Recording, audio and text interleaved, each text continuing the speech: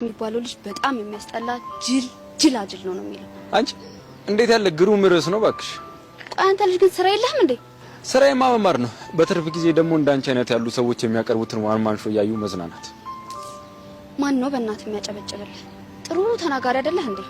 ባይዘው እሺ በምላስ ነው የሚባለው። ቀጥያ ስሜ ነው።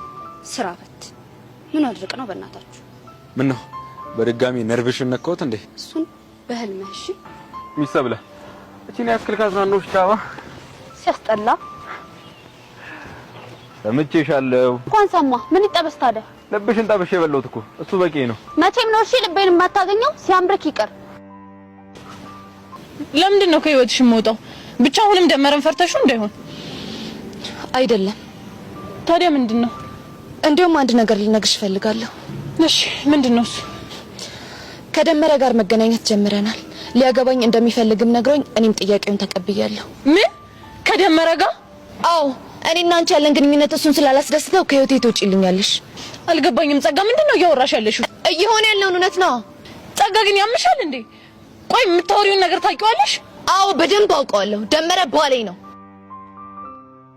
ስለዚህ ከዚህ በኋላ እሱ ላይ ለማድረግ የምትሞክሪው ነገር ታቆሚያለሽ። ገባሽ? ጸጋ መቼም ቢሆን እንደዚህ አይነት ነገር ሊገባኝ አይችልም። እሺ በማያገባሽ ነገር አትግቢ።